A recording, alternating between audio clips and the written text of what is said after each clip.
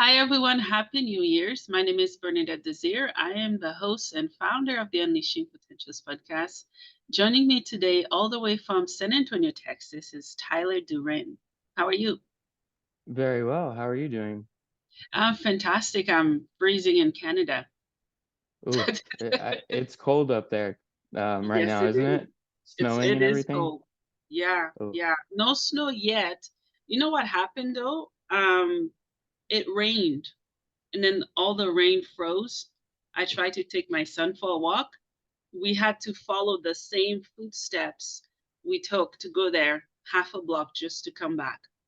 ooh, that Just it's like a I skating rink all over the place. oh, that's kind of cool. Sorta. Yeah, I guess you guys don't get snow in San Antonio where you are. We had it in 2022. We had like 6 inches of snow. So that Oh wow. was very, yeah, our electric electricity just went out.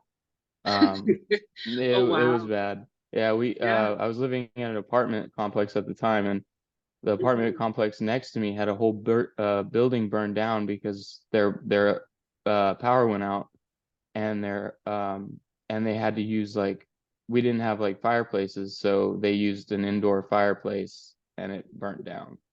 Oh my So goodness. That's not good. Yeah. So how long have you lived there?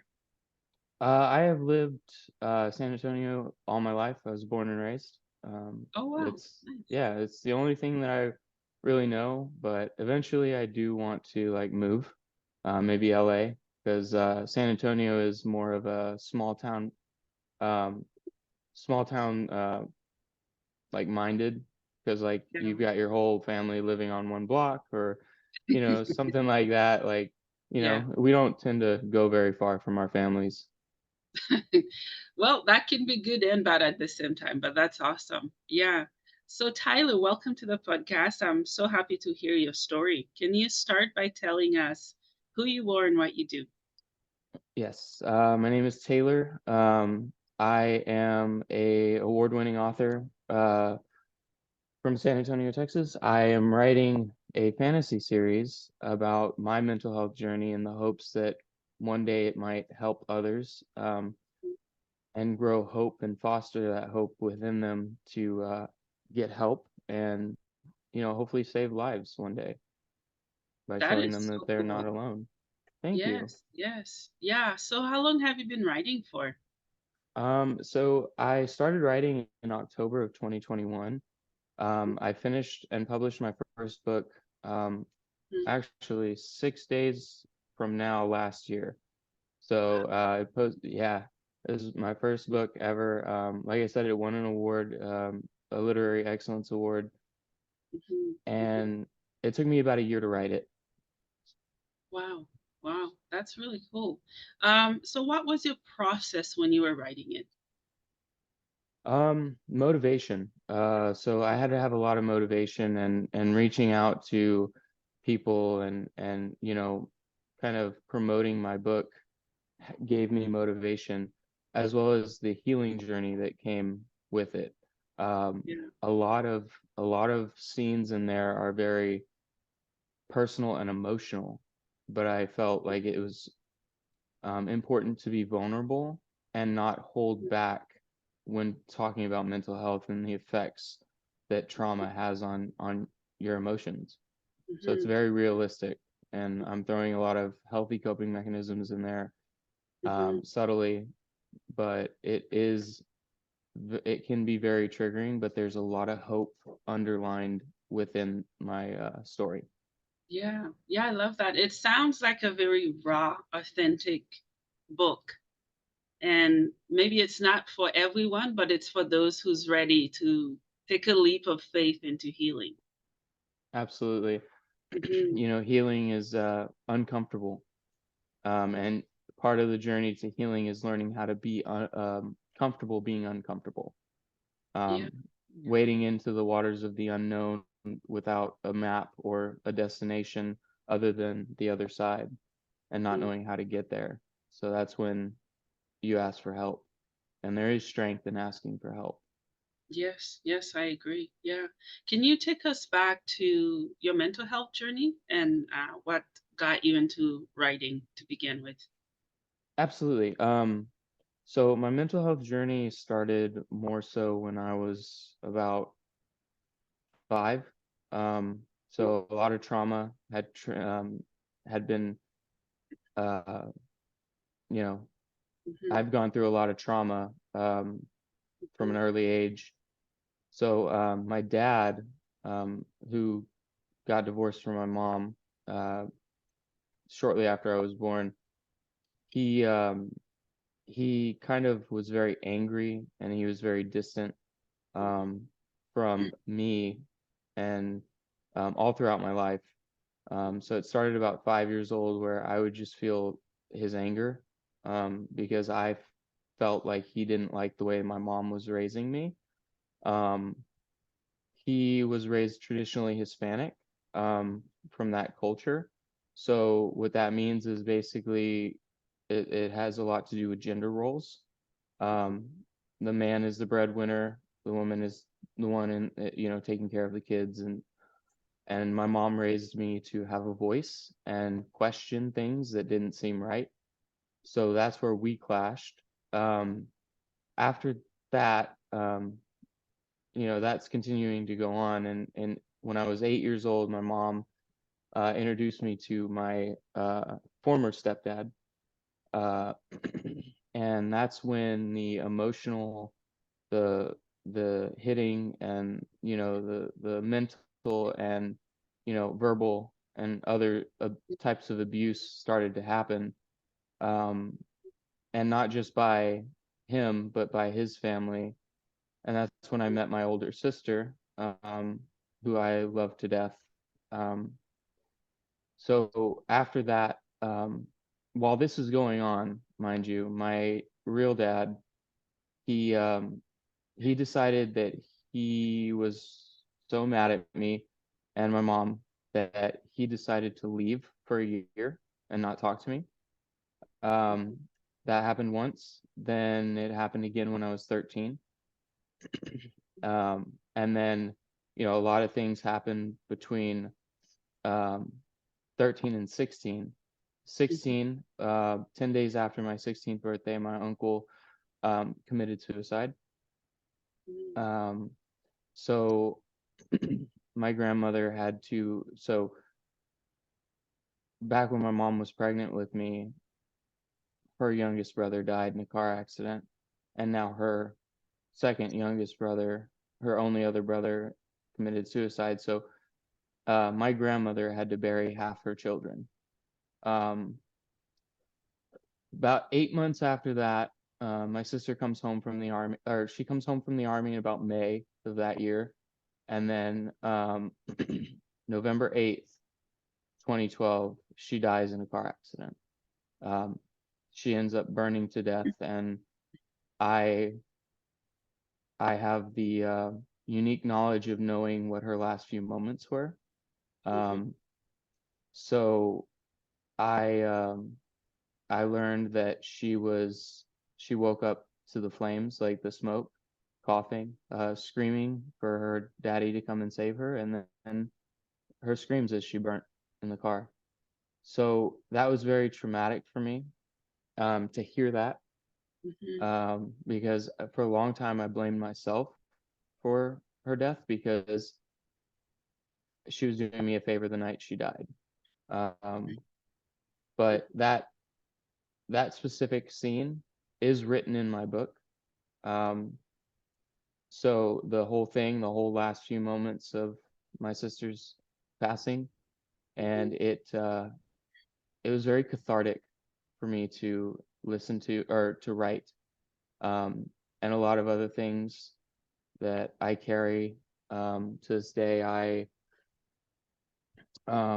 have, and I still am experiencing heartbreak after 12 years of being in love with the same woman and never having an opportunity to make amends. Um, Mm-hmm. but shortly after I ended high school, um, my stepdad. I was about 19 or 20, but I came home, or I came over to his house, and he had one of those electronic locks, where you punch in the keypad and it unlocks.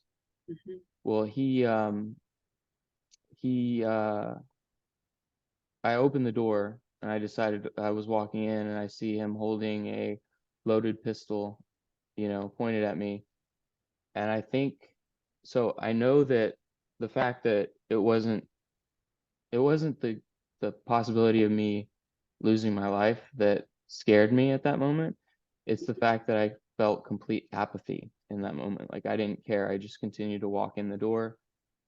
Um, After all of this, I think it was 2021, so 3 years ago, going on 2.5, 3 years ago. Mhm. Um, I got so manic that I bought a handgun. Um, I had the thoughts, I didn't have the plan to end my life. And so I checked myself into a behavioral health facility. Um, and this is where my writing started is I saw all the people in there that felt as broken, bruised, and beaten as I did. Even though it's my understanding and my opinion that nobody's ever broken. They're Mhm. just they're just they're just going through a lot, right?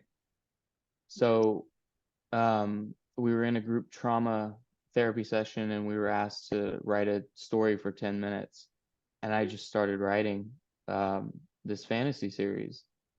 My first novel and first installment to an Enlightenment series. And I just, I fell in love with the process, and it was very cathartic for me to um, go through all of that healing and come out the other side. But for the longest time, I asked myself questions: who am I without this pain? Who am I going to be once I get through it? And what takes the place of that pain?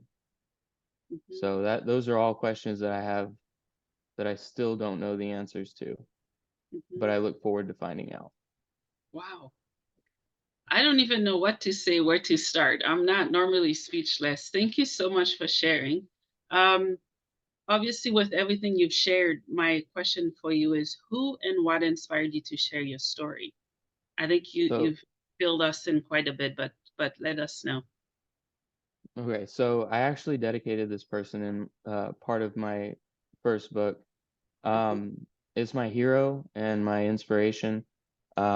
She actually was vulnerable enough to share her story with the world, and I thought and was inspired to do the same, but it's Selena Gomez.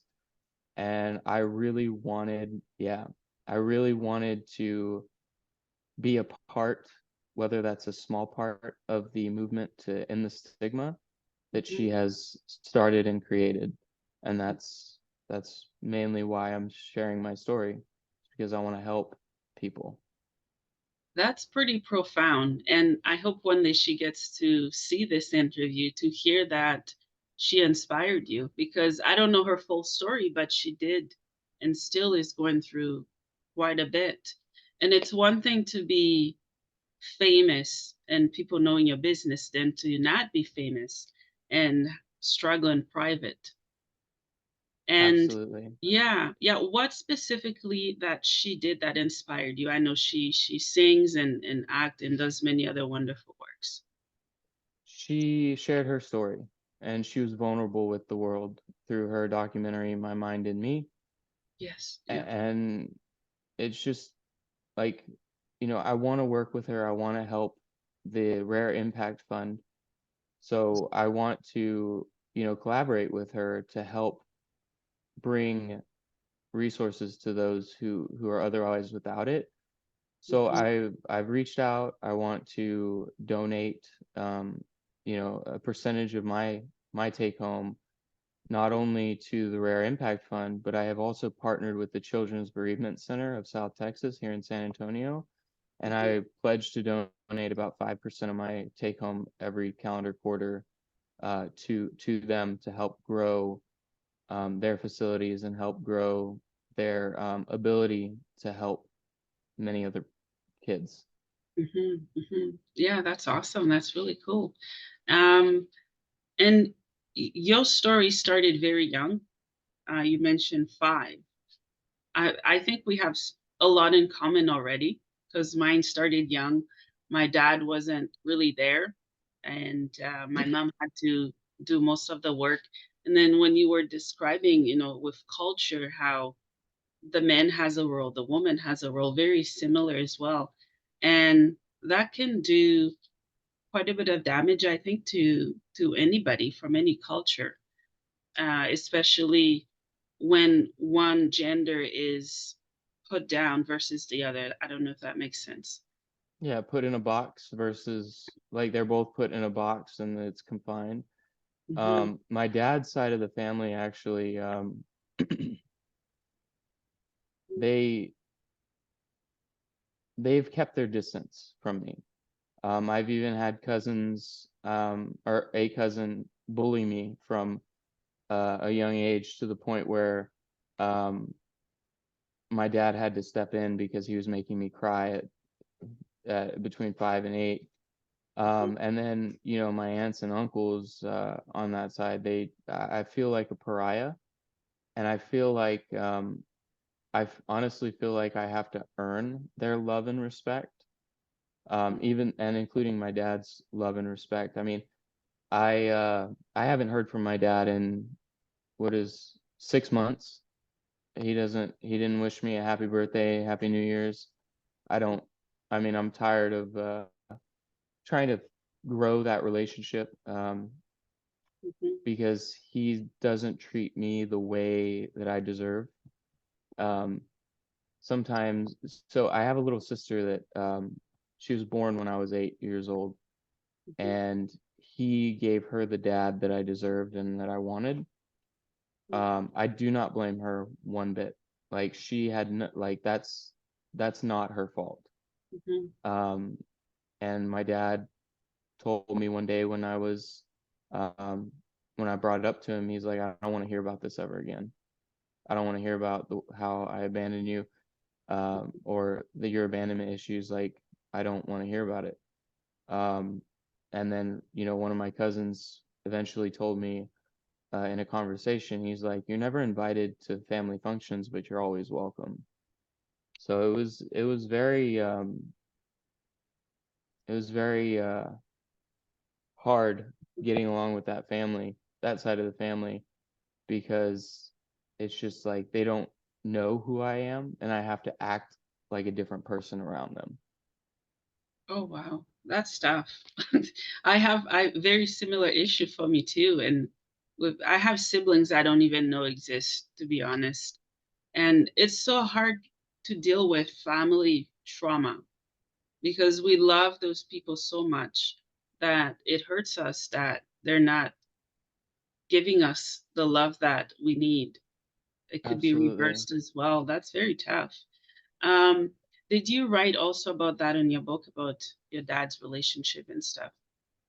Yes, I am going to. But so my dad's father, my grandfather, Hmm. my dad didn't have the relationship that he wanted with him. So that generational curse has transferred to me. Um, I will say that I'm going to live vicariously through my novel series and give my main character Kayla the um, the relationships that I never got to have, as a way of healing and kind of providing that hope to myself. Hmm. Yeah, yeah. And And sometimes I think it's so painful to let go of those who hurts us that we love. But in the end, we have to let them go because we love ourselves enough to understand that it's okay to let them go. It's hard, absolutely it's love them. painful. I've had similar issues with families. I've had to let them go. It's not Yeah, because I don't love them, because I love myself enough and to give the respect that I deserve. And I'm not saying it's absolutely. easy with family issues and stuff. Um, so what was your last few moments with your sister before she passed? I think it was the night before. I don't really remember, because of a lot of traumatic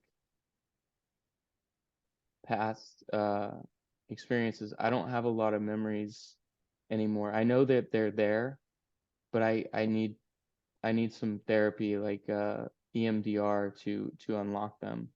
Mm, Um, but I do know that you know I do know that I loved her, and I always will, and I will always remember her, mhm, along with my uncle and her dad, my former stepdad. I know he feels a lot of guilt for the way that he treated her. I remember when I was 10 years old, um, he's an alcoholic. mhm, So when I was 10 years old, he came home drunk. My sister was 16. No, I was, yeah, yeah. She was 4 years older than me. But he comes home drunk. My mom and him get into a fight, verbal argument, and I come out to check on my mom, and he turns and looks at me, takes a sip of his crown, and he point blank tells me that you're the reason your mom is leaving me. oh, Um, so that was traumatic. Um, I have this condition mentally that the polite way to put it is divine discontent. I finally figured out why I have it is because my stepdad always made me feel like I was stupid and that I wasn't good enough, or, so I always want more, whether that's the next job or the next career. I want to matter in this world, to make a difference, because I feel like I don't matter enough, like I'm not good enough. And I know that's my cross to bear and my cross to fix. So mhm, that's kind of hard. yeah, And yeah, so there's a lot of things that I have to work through, but I'm gonna work through them through my book, my series, and I just, like I said, I really want to help people. yeah, yeah, yeah. I'm sorry you've had to deal with that and feel that way. And I can say that the cross that you're bearing and carrying, you're not alone in carrying it. Um, I can be authentic and honest to say I felt the same way throughout different stages of my life. And there are many other people who feel that way. You matter because we're doing this interview, and I know you're helping me, and you're helping other people. And that's the power of your pain and story, and how it is igniting a passion in so many others to thrive, to heal, and to become more than where they came from.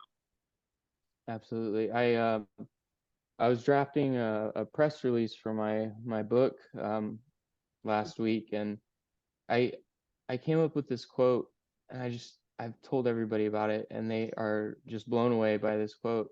Mhm. But so, like I said, it's something that I made. It's heavy is the pain I carry, but I hold it through gritted teeth, not because I enjoy the torture, but because with each step I gain strength in my resolve. Wow, that one packs a punch. Yeah. That's There's pretty good. Wow. Yeah, there's several others that I coined, and one of them is often in our darkest moments, a single ray of hope in the face of adversity shines its brightest. Wow. Yeah, I can see why you're right. You're good at it. That's Thank awesome. you. You're welcome. Yeah. What was your experience in the hospital? I've been hospitalized too in the past. So honestly, it was a lot of group therapy. But that was the first time I was hospitalized. Um, it was a lot of group therapy, and it taught me a lot of um, it taught me a lot of like fragmentation, and how that takes effect in someone. Mhm. Do you know what fragmentation is? Uh, To break and not to be whole, it depends on the context. Okay, To so lose a piece fragmentation, of, I'm sorry? is it to lose a piece of something that was whole?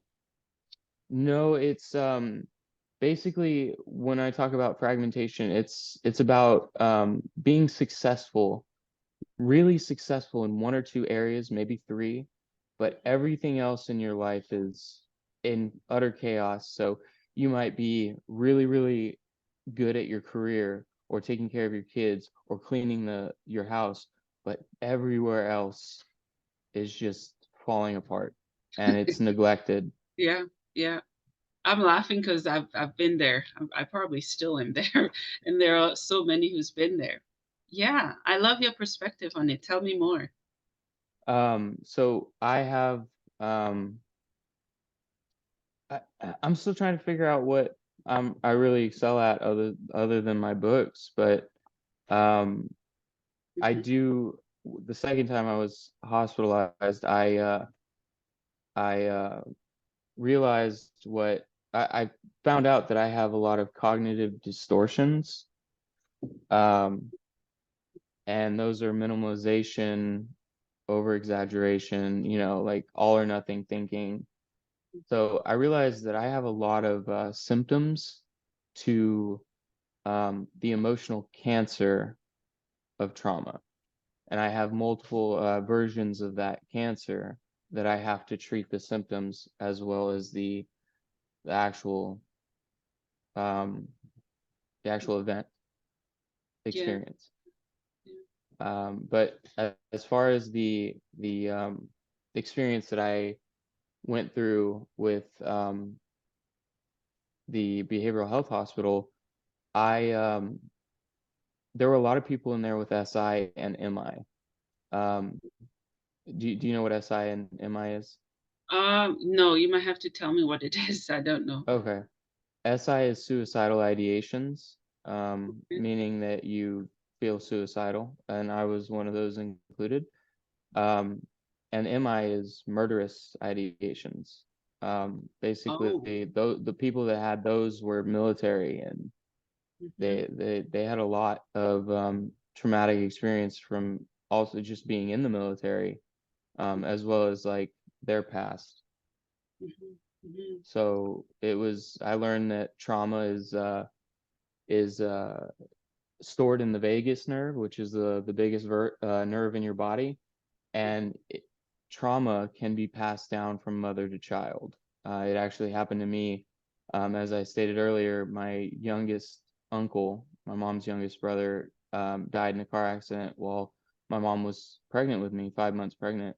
So as I got older, after I was born, and I would grieve that uncle because she grieved him when she was carrying me, and I never knew him. I never knew him at all. He died when he was 16. Oh wow. Yeah, that's so young. Yeah, in a And car accident. yeah, yeah. Yeah, I've been doing a series on grief and grieving, and I'm always reaching out, to anyone who's interested, including you, to come on to share. But how have you been grieving and healing at the same time? So there's an analogy with grief, and I really like this analogy. But if you imagine a box, right? A box, and there's a button on that box, right? There's a button, but as soon as the event happens, there's a ball in that box, and that ball is just big enough to where it barely misses the button, and you look at that button as the trigger to grief. So, but that ball is just constantly moving. So it hits that button um, when that event is fresh and recent. But as over time, it never goes away, but the ball gets smaller and it's constantly bouncing around the box. And every once in a while, it'll hit that button and it will trigger you. So one of the things that I had to learn how to do is feel through it, because the quickest way over emotions is through emotions. As painful as it is, you have to just feel through it. So being uncomfortable, being in pain, The way I look at it is it's like the forest analogy is how far can you walk into the forest? Uh, you can only walk halfway into a forest before you're walking out. Mhm. So you have to walk through that Yeah, this agony. yeah, yeah, yeah, yeah, I agree. And some of us, we don't want to go through it because it's so painful. And it Yeah, requires for us to relive moments that we've suppressed and ignored for so long. the only problem with that is that it comes back tenfold. When you bury it, it comes back harder, Yeah, and yeah. it's not worth the 10 times harder, Hmm. because you will be crippled, emotionally and mentally, and you will probably have your breaking point several times where you just can't get out of bed. You can't Yeah. do what you like. You can't function, Hmm. um, normally, and that's hard. That's Hmm. very hard. I Hmm. had it happen. I was emotionally numb for 9 years after my sister passed, Hmm. and boom, it hit hard, and that's when I became manic, and I had to go into the hospital. Yeah, yeah. In your own words and opinion, how can all of us continue to break this stigma around mental illness and mental health diagnosis? Talk about it. Don't shy away from it, and don't sugarcoat it.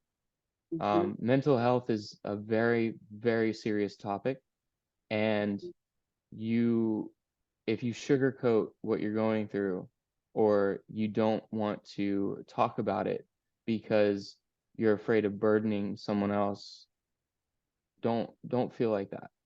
Hmm. Um, because there is strength in in asking for help, and that's vulnerability.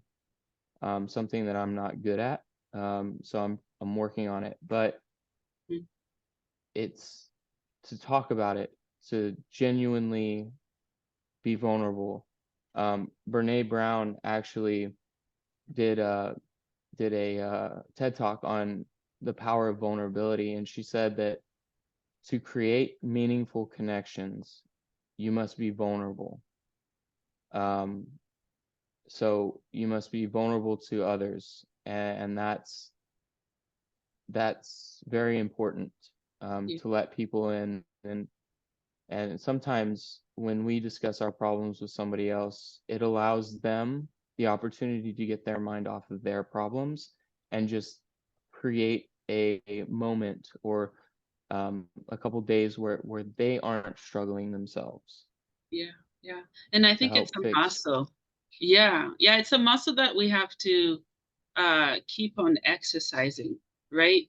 For me, as you read on my ad and stuff on my Facebook, schizophrenia, PTSD, depression, anxiety, blah, blah, blah. And it wasn't easy for me to open up about those years ago. But as I do the healing, I can proudly say, this is what I have. And it doesn't make me a bad person. It doesn't define me. And I can be a member of society and do things that people say people like me cannot do. Exactly. And it's hard. But I do still have flashbacks. I do have, um I do dissociate. But Me too. there's little tricks that I've done, that I've learned, that help prevent me from dissociating. I tend to dissociate when I have a lot of information thrown at me, like a story. Like if somebody's telling me their life story, my eyes will glaze over because it's just too much information. Yeah, yeah. So what I've learned how to do is to look at something that is not moving. So like, I look at the floor and I turn my ear and I focus on what I'm hearing more so than what I'm seeing. Mhm, And that's a trick that I learned. mhm, Um, and if I throw all my focus to what I'm hearing, I don't mm. dissociate. Yeah, yeah. And I've done that too, and I continue to do it. It's not on purpose, but I've had a few people get mad at me because they're like, you're not paying attention. What I'm saying is not important. And I can only take so much information, and before my brain says, that's it, there's no more, there's a wall there. Process Yeah, what's been given before you process more. And then, yeah, I look away as well. And I just go blank sometimes because it just crash. It's just too much over time. overloaded. Yeah. Yeah, yeah. So in that case, I always preempt um, the people that I talk to about it. If I feel like um, they feel disrespected, I always say, "Hey, look, I'm trying to focus on what you're saying, and this is what helps me focus and not zone out." Hmm, hmm. Yeah. I can see your cats in the background having fun. Yes, yes, they are. Mine are not around. I have two as well. How many do you have? Let's see, five and a dog Oh, in the house. Yeah, oh wow. It's a full yeah, house. I have two, yes, and they've come on the camera before. That's awesome. yeah. They, Yeah, they're three of them are Bengals, and then the others are one is a tabby, that's mine. Her name is Bella, and then we've got like a stray that we kind of picked up. Um, yeah. Yeah, I think I have two tabbies. There's so many different types of cats. yes, there are. Um, The my ones mom with wants a no hair. Savannah. Yeah, I can't get behind that. I don't know, they just creep me out a little bit. Me too. We've seen them on magazines. We had stuff we were reading. I'm like, I can't. I Yeah, it's like, no, thank you. can't. Yeah. Um, let's talk about the therapy and healing that pets bring to all of us. Tell me your experience with your babies, your pets. How do they help you? So, cats, it's interesting. They know when you're feeling sad, so they will come up to you and lay beside you. But my cat Bella, she's so needy. She always wants attention. She's got abandonment issues as well, and anxiety. Yeah. But she Oh, she just she helps a lot. It just calms me, and she is my ESA, emotional support animal. She is registered, hmm, hmm. but she makes me feel better sometimes, Yeah. even though she annoys even though she annoys me to no end. Yeah, yeah. Yeah, I agree. My pets give me what medicine cannot, what people cannot. And sometimes I can't put it into words. It just is. And Absolutely. yeah, and I remember when I was in the psych ward, they would bring in dogs and different animals for the patients to pet, and it brought smiles and excitement to everybody, even the nurses and doctors there. Wow, that's amazing. Yeah, it's amazing what animals can do, and they sense when you're not 100%. Yeah, yeah. So, other than writing, what else are you doing? Are you thinking of writing, of doing a podcast eventually to connect with more people? Possibly, Okay. possibly. Uh, but when I'm not writing, I am out walking. Um, and sometimes that becomes more unhealthy than healthy. Um, so like I said, I have divine discontent, so I don't feel significant, like as significant as I want to, but um, so I daydream when I walk, and I daydream about things that I want in life, and where I want to be, and because I feel like I want those things because I dream of a world where I am more significant, Mm. and so that's where it becomes unhealthy because I'll walk for 12 hours straight, and Oh, wow. and it consumes more time, and it makes it unhealthy. Hmm, hmm. Well, I don't know you. You don't know me. I am gonna say this. I think you are enough. I believe you are enough. Thank And you. you're welcome. And the fact that you've opened up your heart to talk to me, to my audience, and you're writing books that I know will help empower people, you must learn. over time to know how valuable you are, not only to your pets or those you're close to, but also to strangers, strangers that are friends and family over time. Because I've met Absolutely. so many incredible people I can call friends, potentially family eventually, through podcasting. It's wild, it's fascinating. And I think your story is connecting the world, country by Thank you. country, just like mine Thank you. has been. You're welcome. And I'm excited to get your book. Can you tell me where is it available at and how many do you have again? I just have the one. It's on my website, uh, officialtaylorduran.com. It'll have the links to Amazon, Barnes and Nobles, and the publishing website, which is writersrepublic.com. Mhm, Um, but yes, so that's where you can get it. Um, but mhm. yeah. Okay. So, Taylor, is there anything else that we haven't covered that you would like to touch on? If anybody wants to reach out to me, they can do so on Facebook, Instagram, at an enlightenment series. That's my Instagram handle. Or they can, there's a contact me page on my website, officialtaylorduran.com, where it will send me an email if you want to connect. Okay, awesome. I have one last question for you as we wrap up. What is the meaning of life for you? Hmm, that's a good question. The meaning of life is to leave the world a better place than when you came into it. Mhm, To connect people and to help people mhm, mhm. and Yeah, to I love be a servant to people, to provide that service to people. Yeah, I love that.